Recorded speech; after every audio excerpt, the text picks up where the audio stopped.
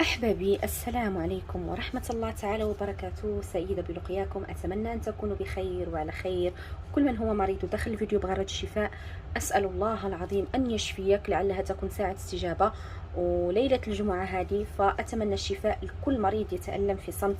لا تنسوا أن تدعوا لبعضكم في التعاليق، لأن الدعوة عن ظهر الغيب بإذن الواحد الأحد تكون مستجابة.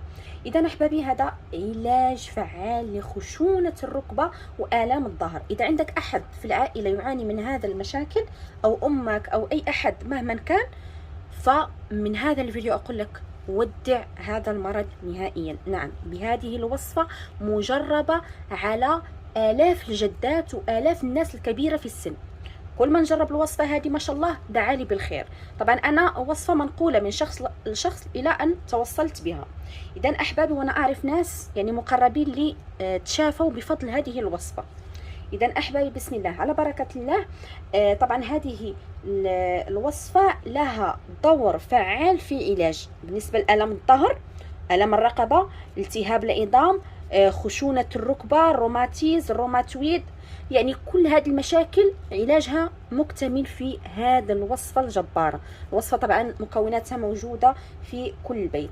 طبعا عندها كذلك دور في تقليل ألم الصداع في الرأس.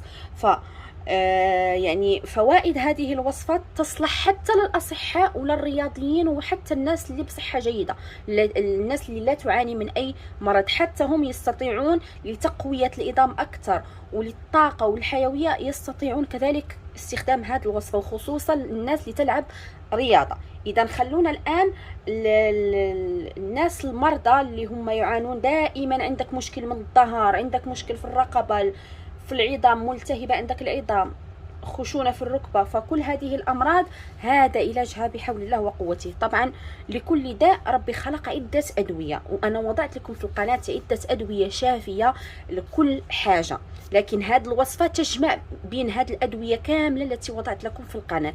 يعني كنت أضع لكم في القناة علاج الألم الركبة وحده، علاج الخشونة الركبة وحدها، لكن هذه الوصفة الفائدة العظيمة التي تتوفر عليها هي أنها تجمع أو تعالج جميع هذه الأمراض كلها. يعني علاج هذه الأمراض كلها موجودة في هذه الوصفة، في وصفة واحدة. إذا أحبابي، على بركة الله نمر الآن لكي نرى مكونات الوصفة فقط، فضلا منكم وليس أمرا. طبعا الناس اللي مهتمة بما أضع في القناة، والناس اللي مهتمة بالوصفات الطبيعية وبالعلاج، والناس المرضى، اضغطوا متابعة عندي وفعلوا الجرس لكي يصلكم الفيديوهات، لأن بعض الناس تسألني هل هناك وصفة لعلاج كذا لعلاج كذا لم تضعيها في القناة. أنتم فقط فعلوا الجرس وستأتيكم إشعارات لأي وصفة قمت بإنزالها في القناة. طبعا الناس اللي مهتمة، الناس التي ليست مهتمة بالوصفات لا تضع متابعة طبعا. وكذلك لايك مهمة جدا، لأنها تدعم الفيديو. جزاكم الله ألف خير، يعني تدعم الفيديو لكي يصل الناس اللي يعني يبحثون في مؤشر البحث أو محرك البحث على وصفة لعلاج هذه الأمراض التي ذكرت. ففضلا منكم وليس أمرا، ولعلها تكون صدقة جارية عليكم وكل من شافى على يد هذه الوصفة بعد الله عز وجل. إذا لكي لا أطيل عليكم أكثر، استسمح منكم نمر الآن لكي نرى مكونات الوصفة وطريقة الاستخدام اللي هي أهم شيء. يلا نخليكم الآن مع مكونات الوصفة. بسم الله على بركة الله. أول شيء سنحتاج إلى كوب من التمر. من الأحسن تأخذوا التمر المعسل الذي يعني يسهل علينا يعني تشكيله. تمر المعسل اللي كيكون فيه يعني كيكون رطب جدا.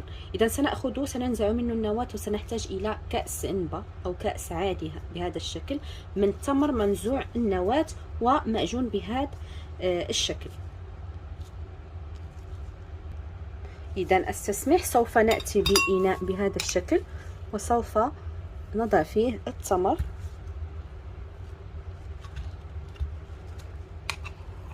إذا تريدون مثلا استخدام كمية أكبر ممكن مع تزويد مثلا المكونات، يعني مضاعفة المكونات. أنا فقط كي أريكم الطريقة. إذا بسم الله.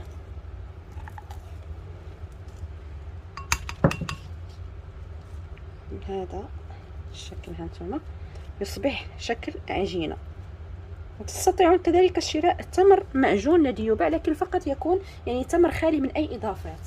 إذا الشيء الثاني، بسم الله على بركة الله، سنحتاج هذه المكونات. عندنا هنا نصف ملعقة كبيرة من الكركم، نصف ملعقة كبيرة من الزنجبيل، نصف ملعقة من حبة السوداء، وكذلك نصف ملعقة من القرنفل يكون مطحون. ويا حبذا لو عندكم بذور الرشاد أو حب رشاد كذلك يكون مطحون، والحبة السوداء كذلك من الأحسن تكون مطحونة. إذا سوف أضع المكونات كلها بهذا الشكل، وسوف نأخذ كذلك ملعقة كبيرة ممتلئة تقريبا بهذا القدر من زيت الزيتون. إذا هذه كلها المكونات.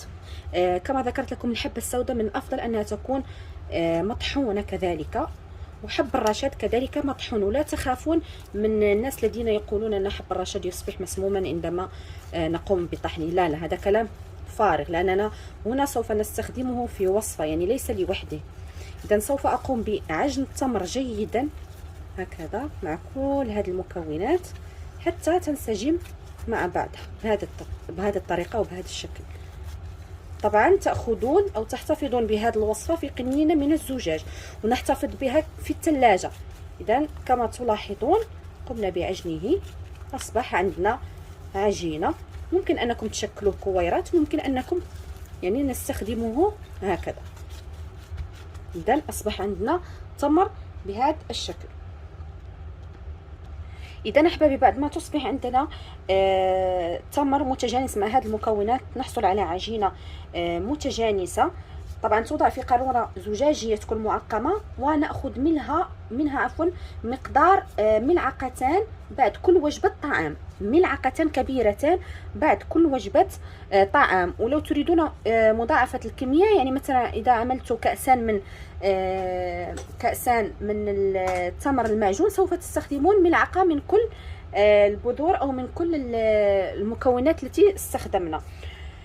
طبعا كما ذكرت لكم ملعقتان بعد كل وجبة طعام. أما بالنسبة لأصحاب السكري المستقر طبعا يأخذون ملعقة واحدة بعد كل وجبة طعام. وأما الرياضيين أو الأصحاء فلها دور كبير في تنشيط الدورة الدموية لديهم، ليس فقط في علاج امراض العظام، لكن حتى الرياضيين والاقوياء، يعني الناس اللي بصحه جيده، فهي ستعطيهم يعني فوائد اكثر واكثر، يعني يستخدموها حتى الناس الذين لا يعانون من اي شيء. اذا احبابي في الله، هذه هي الوصفه كما تلاحظون. جربوا، ثم بعد ذلك اكتبوا لي في التعاليق النتائج. انا ارضى في جميع التعاليق، لكن فقط تكون تعاليق يعني بصيغه محترمه. فهذا هو. اذا لا تنسوا لايك للفيديو رجاء، ولتشجيعا يعني للمزيد من العطاء، وكذلك ان توصلوا هذه الوصفه للناس اللي بامس الحاجه لها.